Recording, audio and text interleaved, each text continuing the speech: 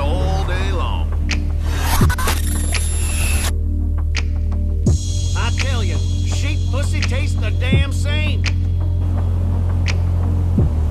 Hell of a time growing corn this year. What the hell ever.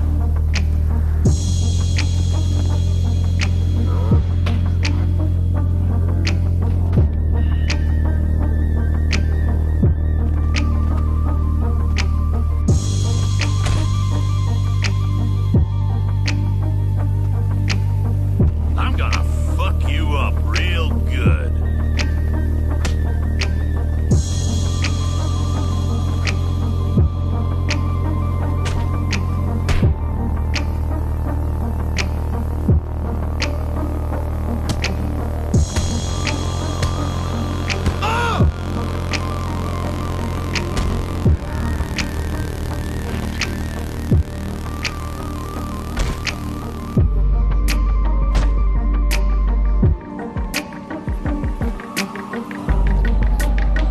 I'm not serving a goddamn criminal. Oh shit, no! Jesus, I hope they're thinking.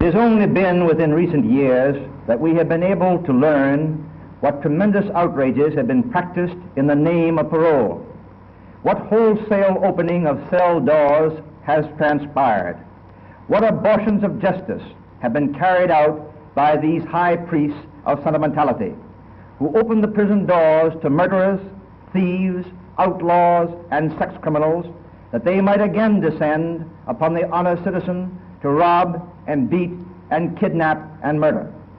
We must not for a moment lose sight of our goal, to teach the criminal that regardless of his subterfuges, his squirming, his twisting and slimy wriggling, he cannot escape the one inexorable rule of law enforcement: you can't get away with it.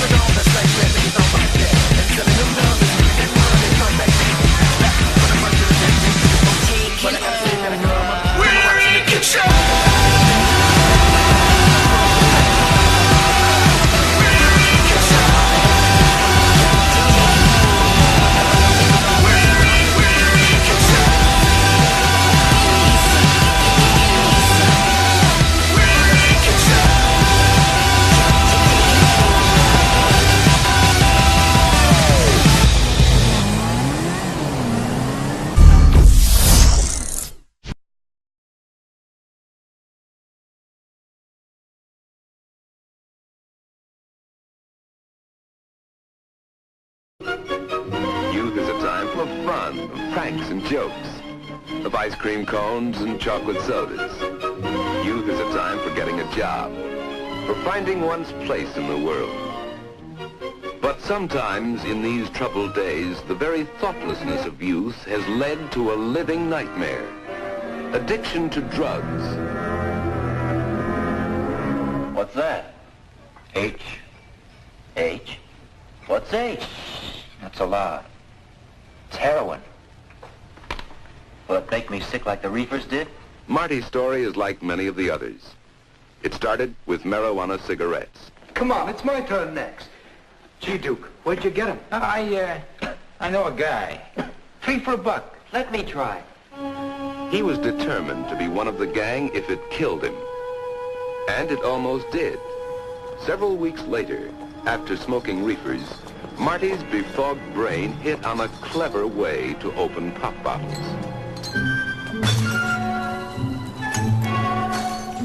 Later, Stan went to the hospital for swallowing broken glass. Marty badly cut the inside of his mouth, though he didn't even know it at the time. Before long, Marty was hooked, physically dependent on heroin. Nothing mattered but the ever-present craving for the drugs. He had given up interest in everything else.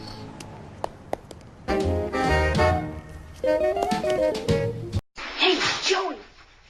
I got some stuff you just gotta try. What is it? Pot. You know, marijuana. Oh, well, I don't know. What, chicken? Joey's in a jam. What should he do? Cake. Get a pizza! Excellent. Get a pizza. Get real. Get out of there! You got it. Let's see if Joey's that smart. I'm not chicken. You're a turkey. He's right. Drug dealers are dorks. Don't even talk to him. Cowabunga!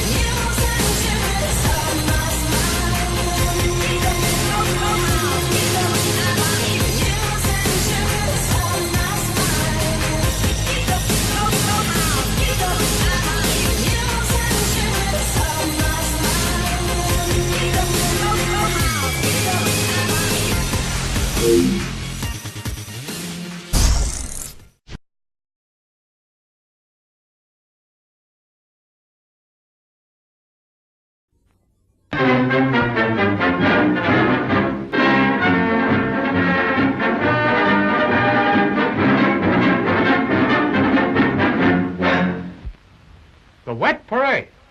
Michigan started the repeal landslide, and Utah, number 36, has clinched it. Only the Carolinas had voted dry when this map was made. Except for a few formalities, Prohibition's finished. The man who started it all, Andrew J. Volstead, as he looked when his Prohibition Enforcement Act launched the 14-year battle to regulate the habits of 120 million people. The rum-running era opens. The Coast Guard trains its guns on liquor smugglers, desperately risking their lives for the rich returns from bootleg booze.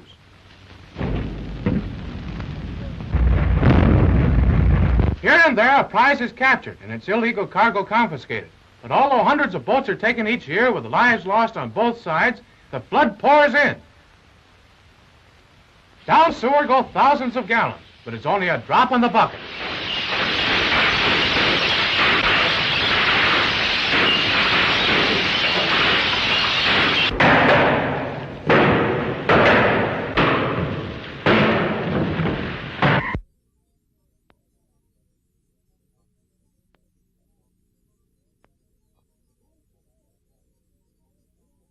The gangster era starts. The private feuds of public enemies bring a reign of terror and baffle police.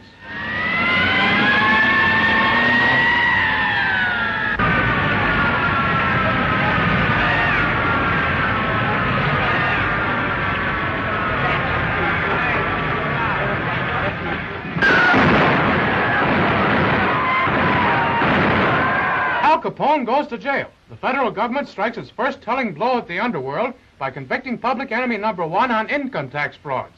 But although his long career of crime is stopped, there are plenty of others to take his place.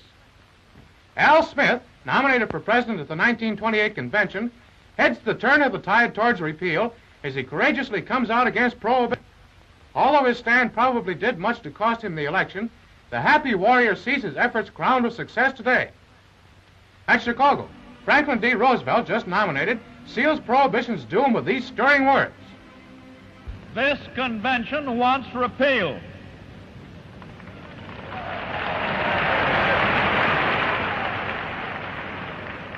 Your candidate wants repeal.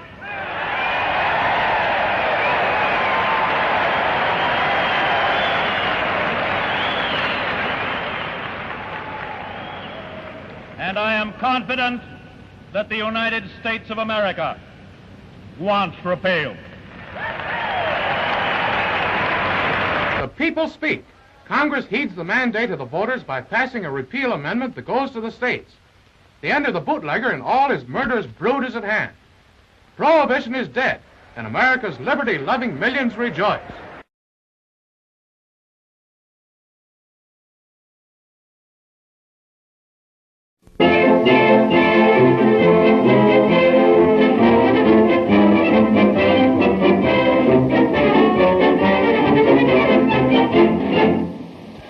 Tell me, did you really love Jack Diamond?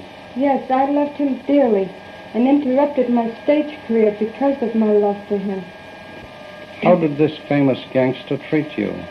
He treated me wonderful, kind and lovable. I wouldn't know a gunman if I saw one. Aren't you sorry you didn't take your mother's advice and keep away from Diamond? Yes, but all young girls think they know it all. Well, when did you see Diamond alive for the last time, Miss Roberts? About 11 p.m. on the day of his acquittal in Albany.